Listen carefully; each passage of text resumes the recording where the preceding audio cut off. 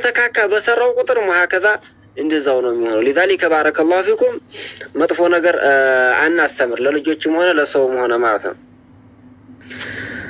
وأنه قال نبينا عليه الصلاة والسلام من دعا يترى سوكما سوچن دعوة አደረገ إلى هدى ወደ ምራቻ ወደ ቀጥተኛ መንገድ كان له ለሱኳለው من الأجر ከምን ዳኮ مثل أجور من تبعه እንደተከተለው ያህል እኮ አጅር አለው ማለት ነው።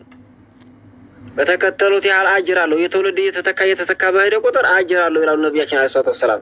وأنه سكو قال لعلي رضي الله عنه لعلي رضي الله عنه من አሉ ነብያችን አለይሂ ሰላቱ ወሰለም والله بالله እኮ ይሆንብኝ لأن يهدي الله بك رجلا واحدا عندن ሰው እኮ በአንተ ምክንያት አላህ ሊመራልህ እኮ خير لك ለአንተ በላጭ ነው من حمور النعم ቀያይ ግመል እንግዲህ በአረቦች ጊዜ በጣም ውድ ናቸው። ኢላዩ ሚና ሀዛ ግመል ጋራ በጣም ሞታቸው ነው።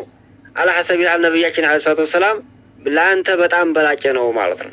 ከነዚህ ከውድ ከሆኑ እንስሳቶች ለአንተ በጣም የበለጠ ነገር ምንድነው? በአንተ ምክንያት አንድ ስተት ላይ ያለ ሰውን ወይም ደግሞ ጥመት ላይ ያለ ሰውን ዳዕዋ በማድረግህ ጥሪ በማድረግህ በማስተማርህ ወደ ሂዳያ ወደ ቀጥተኛው መንገድ በመምጣቱ አንተ የምታገኘው አጅር ለአንተ والله ከምንም የበለጠ በላጭ ነው አሉት ማለት ነው ነብያችን አለይሂ ሰላቱ ወሰለም።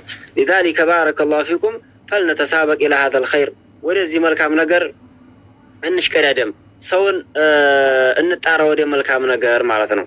ለሰውየው ብቻ አይደለም ጥቅሙ በል ለኛም ጥቅም አለው ለኛም አጅር አለው። ያ ሰው ሲሰራ አንተም ትመነዳለህ እሱ ያገኘውን አጅር ያህል ለአንተም አለህ ማለት ነው።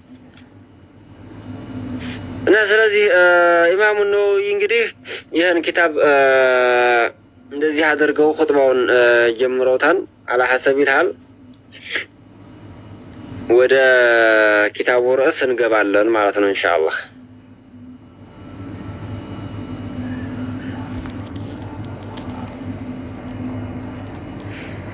እና የመጀመሪያው ባብ ምንድነው እንግዲህ ባቡል ኢኽላሲ የኢኽላስ ባብ ነው ማለት ባቡል ኢኽላስ።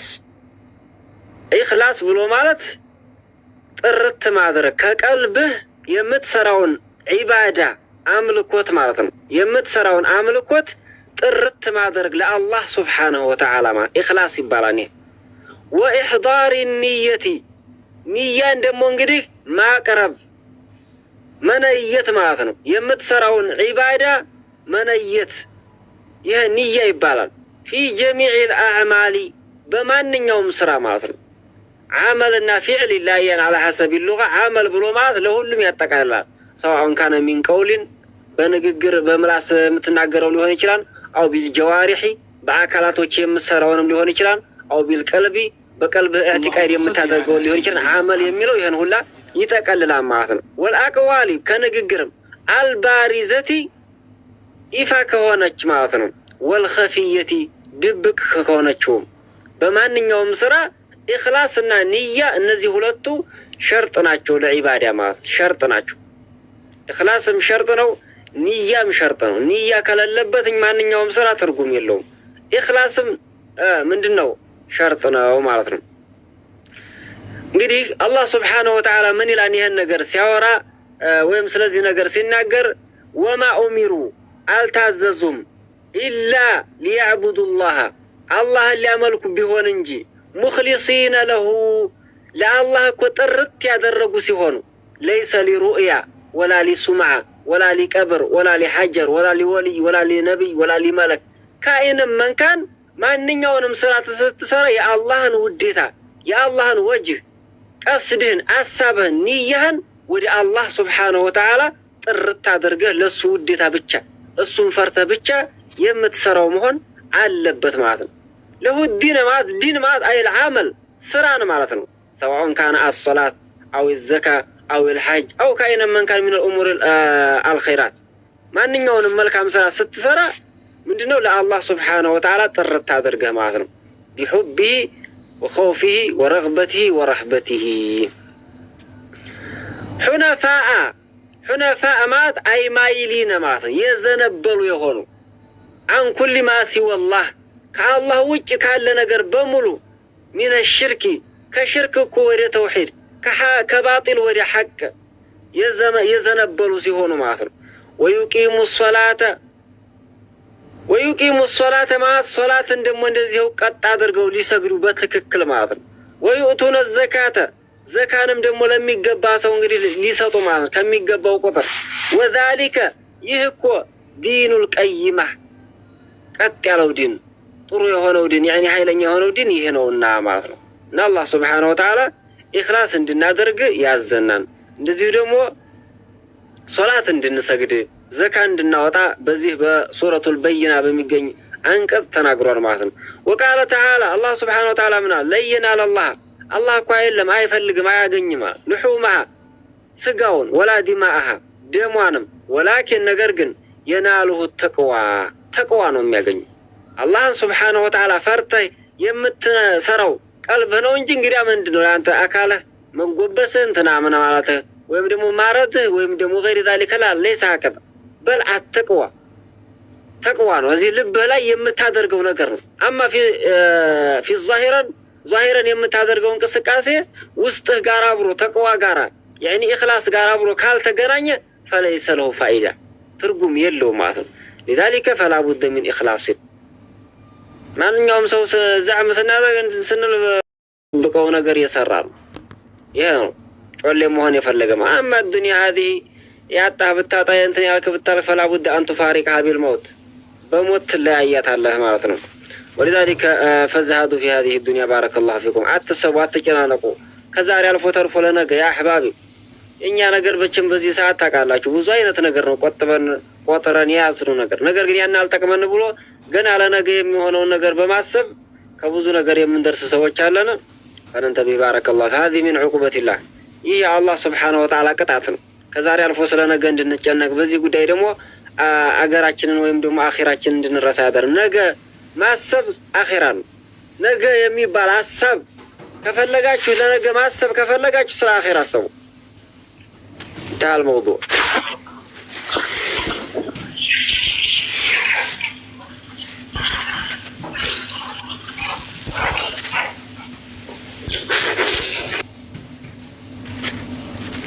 እና ስለዚህ ነገር ግን ስለ ዱንያ ነገ ማሰብ ይሄ በጣም ከኛ ሞኝነት ነው ማለት ነው። ወየተአሀበ ሊደገስ እኮ ማለት ነው ሊማ አሸርቱ ኢለይሂ ወደ አመላከትኩት ነገር ወየህተመ ሊቆረቆር ማለት ነው ቢማ ነባህቱ አለይሂ በዚህ ማለት ነው እንግዲህ ሰውየው መንቃት ባለበት ጉዳይና እንድነቃ ባመላከትኩት ጉዳይ ማለት ነው። ወአስወበ ጠሪቅ ለሁ ፊ ዛሊከ በዚህ ነገር ላይ እኮ ማለት ነው እንግዲህ ትክክል የሆነውና ጥሩ የሆነው መንገድ ወአርሸደ ማ ያስሉኩሁ ሳሊኪን እንደዚሁ ደግሞ እንግዲህ ወደ አላህ Subhanahu Wa Ta'ala ተጓዦች የሚገቡበት የሆነው ጥሩ መንገድ እሱ ነውና ማለት ነው። ምንድነው አተአሁቡ ለልአኺራ ለአኺራ መደገስ ማለት ነው። አተአዱቡ ማለት እንግዲህ መታደብ ማለት ነው።